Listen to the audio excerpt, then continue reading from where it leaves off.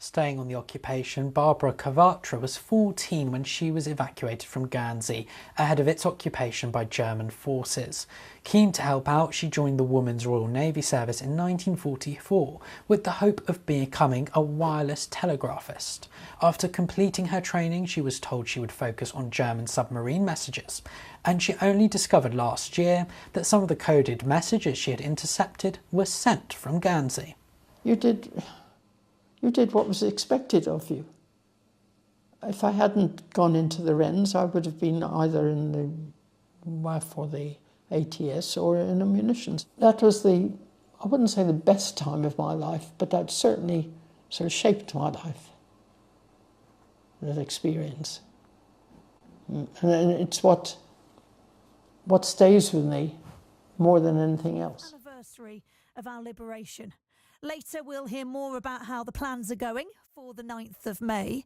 But first, let's take you back to the 1940s with 98-year-old Barbara Quevâtre's memories of that time. Barbara was just 14 when she was evacuated from Guernsey, separated from her parents and then her brother and sister as well.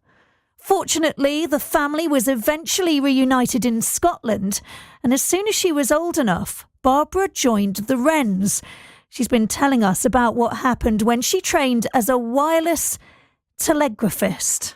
Have a listen. We found out in the end that we were training to listen into the German Navy, in particular German submarines. And so we had to learn German Q code as well as international Q code and Morse at 32 words a minute. That's blocks of 4 letters then, which was quite fast, considering that the British Navy were only trained up to 18 words a minute.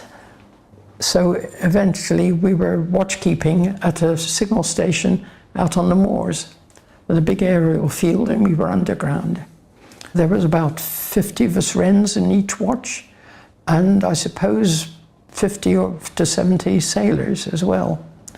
We were taken out there by coach. We had night watch from 10 in the evening till 6 the following morning, and then a morning watch from 6 till 2, and then 2 afternoon watches from 2 till 6 and 6 till 10. I enjoyed the watchkeeping. I got on quite well with it, and I got on well enough they put me on the big DST radio, which was listening into what was supposed to be a commercial station, but was actually run by the Germans, and it was stationed in Greece, and it was in contact with the Japanese as well. And that was hard work, but I coped with it all right. And then after D-Day, they put me on the Channel Island frequency. And I didn't realise till afterwards, I thought it was Jersey I was listening into, but no, call sign FLU, and it was the local one here, because I found out as I went just this last year up there that Guernsey was in charge of all the Cherbourg area and the Channel Islands, because the British Army had pushed them back, and the Cherbourg had gone out, it was finished. So what I was listening to was Guernsey. I just thought it was Jersey, you know. I thought it was very kind of them to put me onto that. And after that, they put me onto the Paris headquarters of the German Navy, and I followed that. They told me that they put the transmitter on the back of a lorry, and it was going through to Germany, and then we lost track of it after a while. But yes, they were very kind to me. If we heard a message from a submarine, which we knew, they used to send what we called a WW message, which was reported, supposed to be a weather report, but what it was that they'd sighted a convoy. And there'd be some time after that when they'd send a B-bar message, which meant we were about to attack. If you heard a WW message, which was very short, you had to shout out your frequency, wave your arm in the air, and the one on the big console used to put through to all the direction finders over the country. And so they'd try and triangulate where the submarine was. And you got hauled over the coals if you heard the WW and you didn't hear the B-bar. The small sets were fine. You only had to wiggle your dial a bit, and mostly those stations didn't change frequency. But when I got put on the big Dan one in Greece, if they changed frequency, I had to stand up, take the coil out, put another one in, and then fiddle around the dial all the time, trying not to miss what they were sending. Have to hold it in memory in your ear and scribble it down after. They used to send at a regular pace for 13 minutes. And that was 5-letter code. And they never stopped. It went on the whole time. Then at 13 minutes, they'd listen for 2 minutes.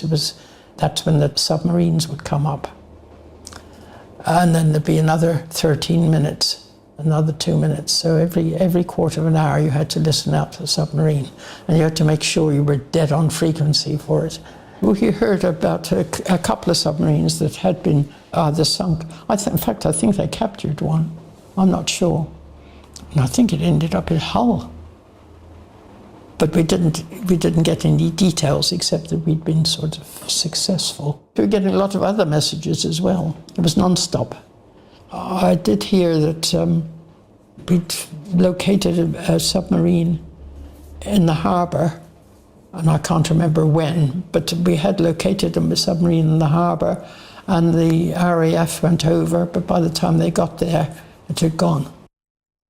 Barbara Quevâtre sharing some of her memories working in Naval Intelligence during the Second World War, and only discovering in the last year or so that she'd spent time listening to German messages sent from Guernsey rather than Jersey, as she'd assumed for the last 80 years.